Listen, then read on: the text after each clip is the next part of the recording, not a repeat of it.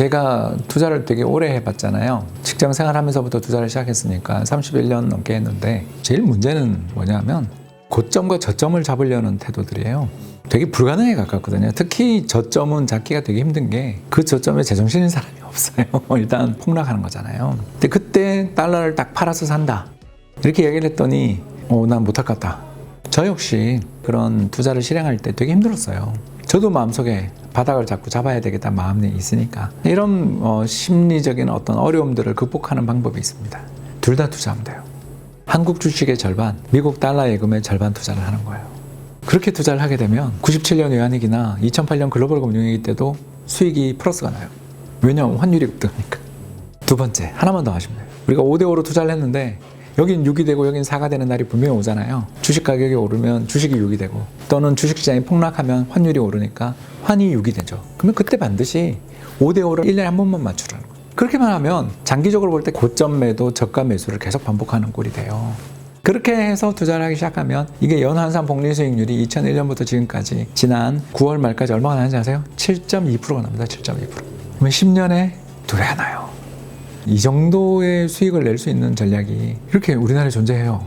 몇 년 수익이 안 난다. 그럼 열심히 저축해서 투자원금을 계속 불어넣다 보면 한 번씩 시장이 요동치잖아요. 2018년 미중 무역 분쟁으로 주가 폭락, 또 2020년 코로나 이후에 주가 폭등, 22년 주가 폭락, 23년 4년에 주식시장이 그래도 많이 회복됐잖아요. 5년 새에 4번, 5번이 와요. 우리나라는. 여기에 만족하지 못하시는 분들은 투자 3분법. 3천만 원 있다 그러면 1,000만 원은 한국 주식, 코덱스 200, 타이거 200 이런 거 사면 돼요. 또 3분의 1은 S&P 500, 그리고 3분의 1은 소플, SOFR, 또는 뭐 미국채, 마음에 드는 거 하세요. 이렇게 사서 3천만 원을 투자해 놓고 있으면 요새 같은 때는 어때요? 미국 주식만 올라가 있겠죠. 그러면 미국 주식 좀 팔아서 못 오르고 있는 한국 주식이나 미국 외화예금을 사는 거죠. 또 반대로 2022년처럼 미국장 폭락하면 또 달러 현금 들고 있었잖아요. 이걸 가지고 또 폭락한 미국 주식도 사주고 이런 식으로 투자를 계속 반복하는 겁니다. 이렇게 반복하면 이 수익률이 얼마가 나냐면 8.0%가 납니다. 그럼 9년에 더블이 나는 거죠. 18년 투자를 하면 4배, 27년 투자하면 8배가 나는 어마어마한 수익을 올릴 수 있는 전략입니다. 요새가 그래서 좋은 또 투자의 기회가 오는 것 같은데 삼성전자 망한다 소리가 들리잖아요. 저는 매년 3월에 삼성전자가 발표하는 연간 사업보고서를 처음부터 끝까지 다 읽거든요. 삼성전자는 이제 28조 정도를 연구개발에 투자를 하고 있습니다. 그러니까 8% 정도 투자합니다. 이게 한국 정부의 한 해 총 연구개발 예산보다 더 많아요. 그리고 이 결과 미국에서의 신규 출원된 인가가 난 특허의 1위를 삼성전자가 10년 중에 8번 정도를 하고 있습니다. 이런 사실에 대해서 이야기하고서 비판을 해야죠. 옛날이나 지금이나 똑같은데 왜 그때는 이익이 어마어마하게 나고 지금은 이익이 줄었나? 이걸 물어야 되는 거지. 이 회사를 저주한다고요. 그럴 때가 정말 좋은 찬스죠. 그렇게 투자할 필요가 없는데 그 어려움을 해소시키는 방법이 독서다. 되게 사람이 마음이 똑같잖아요. 심리적인 어떤 어려움들을 극복하는 방법이 있습니다. 극단적 공포 속에서의 사람들의 행동을 분석한 그런 글들이나 책들을 많이 읽으시면 좋고 준비 상태가 투자의 성과를 좌우하는 거예요. 준비 상태는 두 가지잖아요. 달러를 보유하고 있는가, 금을 보유하고 있는가, 엔을 보유하고 있는가, 인간들의 행동 패턴들을 이해하고서 자본주의 경제는 순환하고 저주 섞인 전망들이 나올 때가 바닥이라는 걸 이해하는가, 독서를 했는가, 요거에 의해서 좌우된다라는 거죠. 책은 한 50권에서 100권 읽고 논문을 한 300개 읽죠. 읽을 책이 없는 슬픔을 이제 만나게 되는 경우들이 오게 되거든요. 서점에 가서 책을 한 10권 가져와서 그 자리에서 이제 읽기 시작합니다. 막상 거기서 책을 구입하는 책은 한 권도 없는 날이 대부분이거든요. 왜? 내가 익히 알고 있거나 이건 잘못된 주장이라고 생각되거나 레퍼런스에 문제가 있다고 생각되는 책들이 되게 많아요. 세상에는. 제 책도 그럴 수 있어요. 왜냐하면 세월의 무게를 견뎌내는 책들이 굉장히 드뭅니다. 그러니까 개정판 나오는 책이 진짜 좋은 책들인 거죠. 책을 많이 읽다 보면 이 책에 대한 반론을 알고 있거든요. 또는 반대되는 데이터를 저는 알고 있잖아요. 그래서 옛날만큼 책을 못 읽게 되고요. 그러다 보니까 이제 완독한 책이 나오면 그 책은 골수까지 뽑아먹거든요. 어떻게 뽑아먹냐 하면 참고 문헌을 뒤져요. 이 사람의 가지고 있는 인사이트도 있지만 이 사람이 좋은 데이터와 좋은 정보를 얻었기 때문에 가능했잖아요. 흥미로운 주장이 있다 그러면 이제 참고 문헌과 위주를 가서 그 논문들을 이제 검색합니다. 그러니까 그렇기 때문에 저는 참고 문헌 없는 책은 거의 읽지 않습니다. 자신의 주장과 남의 주장을 구분하지 않는 그런 책들은 1차적으로 배제 대상이죠. 저는 어릴 때 굉장한 독서광이었고요. 유진 어린이 도서관이라고요. 제가 살았던 대구의 한 조그만 사설 도서관이었습니다. 유진이 바로 아기 이름입니다. 옛날에는 이제 그 아파트에서 떨어져 죽은 아이들이 좀 있잖아요. 난간이 없던 시절에. 그래서 유진이가 어린 나이에 죽었어요. 아빠가 얼마나 슬퍼요. 근데 이 아빠가 참 훌륭하신 분인 게 유진이 같은 또래 아이들을 위해서 책을 마음껏 아침부터 저녁까지 늦게까지 읽을 수 있도록 도서관을 만들겠다라는 생각을 가지고 저희 동네에 유진 어린이 도서관이 세워진 거예요.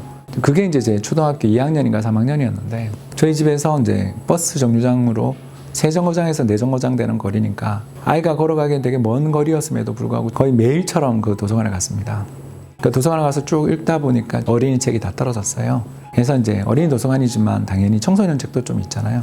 그래서 그때부터 이제 추리 소설을 팔기 시작했죠. 셜록 홈즈의 에르센 루팡 또는 포아로 경관까지 쭉 가는 이제 그 세계를 가다가 이제 넘어간 게 역사의 세계로 들어가서 역사책들을 읽기 시작했습니다. 역사에 관련된 책들을 읽기 시작하는데 늘 끝은 똑같은 거예요. 농민 반란으로 멸망하고 이민족의 침입으로 멸망하고 끝나요. 왜 그럴까? 왜 아무리 위대한 좋은 나라도 이걸 벗어날 수가 없을까? 하고서 공부를 시작했죠. 그랬더니 멜서스를 만나게 됐어요. 멜서스의 인구론에 나오는 그 유명한 대목, 인구는 기하급수, 배로 늘어나죠. 그런데 식량의 생산은 산술급수, 1, 2, 3, 4로 늘어난다. 아무리 우리 노동력의 투입을 늘리더라도 수확량이 늘어나는데 한계가 있다.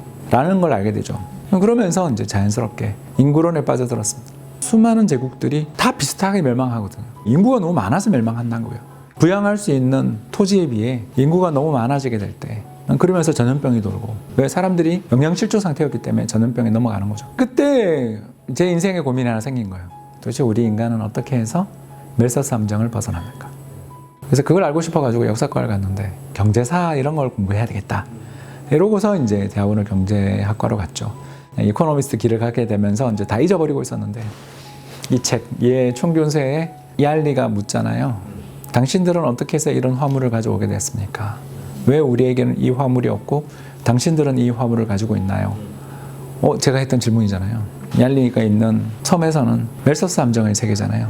성인 살인율이 엄청나게 높은, 그리고 평균 기대 수명이 20살이 잘 안 되는 그 전형적인 군장 사회에서 생활상의 극적인 반전을 가져오지 못하는 정체 상태에 머물러 있었는데 당신들이 가져온 화물 때문에 우리가 사냥도 쉬워지고 국가로 이제 통합되기 시작하잖아요. 이게 왜 가능하냐? 이 질문을 이제 딱 하는데 유라시아 대륙의 모양에서 찾잖아요. 동서 위도가 비슷한 넓은 면적을 가지고 있는 지역에 이쪽 지역에서 농사를 지으면 저쪽 지역에서도 그 종자 씨앗을 가지고 얼마든지 농사를 지을 수 있고, 그리고 초원길, 바닷길, 그리고 비단길을 통해서 문명의 전파가 동서로 전이가 쉬운 환경 속에서 거대한 인구 집단들이 형성되고 그들이 살아남기 위해서 죽자고 노력할 수밖에 없는 경쟁의 구도가 만들어지는 가운데 산업혁명이라는 게 시작된 반면 당신들은 그런 걸 하기에는 남북위도 차이가 너무나 큰 환경에 살고 있었기 때문에 자라는 작물들이 다 다르고 사람들의 이주가 굉장히 어려운 환경들, 문명의 교류가 어려운 환경들을 가지고 있다는 것, 이런 것들을 쭉 보여주잖아요.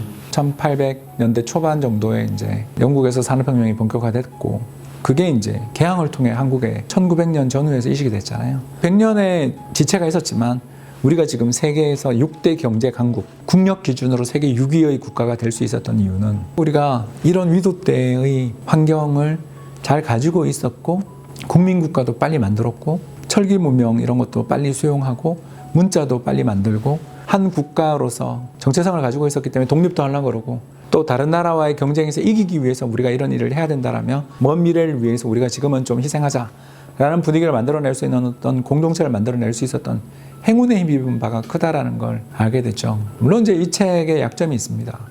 이 책은 북한과 한국의 차이를 설명할 수가 없죠. 왜냐하면 같은 위도 때 같은 문자, 같은 문화권에 자라고 있는데도 불구하고 한국과 북한의 경로는 왜 이렇게 다른가? 대만과 중국의 운명은 왜 이렇게 달라졌는가? 결국 제도잖아요.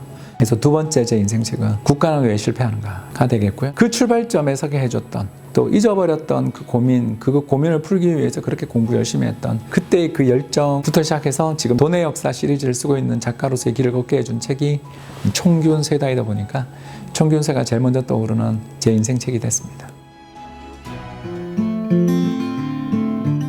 대중교양서로서 읽어도 좋고요. 그리고 저처럼 역사에 관심 많은 사람이 읽어도 좋고요. 왜 나라들마다 이런 큰 문화의 차이가 발생하는지 궁금하신 분들이 읽어도 굉장히 재밌지 않을까요? 생물학 전공을 한 제 아내도 이 책을 되게 좋아하는 게 우리가 육종을 해서 씨앗이 껍데기 안에 쌓여 있는데 안에 과육은 그렇게 큰 그런 형태의 씨앗을 만들어내는 게 얼마나 희소한 확률을 뚫고 만들어낸 것이고 그것도 인간이 어떻게 많은 개입을 했는가에 대한 이야기가 나오잖아요. 아내랑 이 대목에 가지고 서로 같이 책을 읽고 이야기 나눌 때 되게 재밌었습니다. 책 읽으시는 분들한테 꼭 추천하고 싶은 게 처음에 읽을 때 제발 총견서에 이거 바로 들고 시작하지 않으셨으면 좋겠고요. 이 책의 쉬운 버전들 책들이 되게 세상에 많거든요. 인간은 왜 어떻게 인간이 되었는가? 유인우는 또는 호모 사피엔스는 왜 현대 문명을 만들어내서 우리는 이렇게 옷을 입고 각종 다양한 어떤 신호들, 다양한 언어들을 가지고 있다가 입으로 하는 언어를 만들게 되는 과정들에 대해서 수많은 사람들이 공부를 한 것들이 존재하고 과정에서 문화가 어떤 식으로 인간을 바꿔나가는가에 대한 다양한 재밌는 책들이 많아요. 사실 이 책은 되게 낡은 책이고요. 그 뒤에 나온 되게 좋은 책들도 많거든요. 저는 조지프 헨릭이 쓴 호모사피엔스라는 책을 추천하는데요.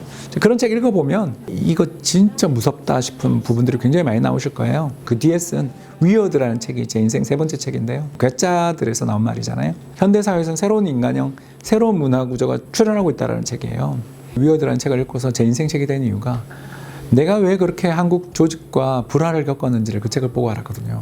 눈 한 번 질끈 감으면 그렇게 앞에 부귀영화가 있는데 왜 당신은 그런 식으로 조직에서 그렇게 문제를 일으키냐. 이 이야기를 제가 한 3번 들었거든요. 왜 나는 그런 이야기, 그런 제의, 그런 사람들을 혐오하는가. 이게 왜 그런가에 대해서 이제 좀 알게 되죠.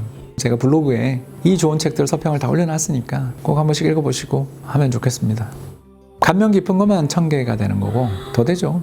그래서 한번 계산을 해봤는데 책 읽기 시작한 인생을 시작한 게 초등학교 한 1, 2학년 때니까 50년, 왜냐하면 이제 제가 만 55이니까 1년에 한 200권을 읽으면 10,000권이잖아요. 근데 200권은 무조건 더 읽었더라고요. 그래서 대략 제가 지금까지 읽은 책이 한 2만 권은 넘는 것 같은데 2만 권 중에 엄선된 1000권이다. 인상적인 1000권이다 라고 생각해 주시면 감사하겠습니다. 어떤 책의 작가 홍추록 여기 잠들다. 인류의 도서관에 남는 책의 저자가 되고 싶은 게 꿈이죠. 도서관에 책의 운명을 혹시 아세요? 도서관의 책들이 엄청나게 버려지고 있습니다. 10년에 한 번도 빌려가지 않는 책들은 어떻게 되죠? 도서관 입장에서 공간만 많이 차지하니까 버리겠죠.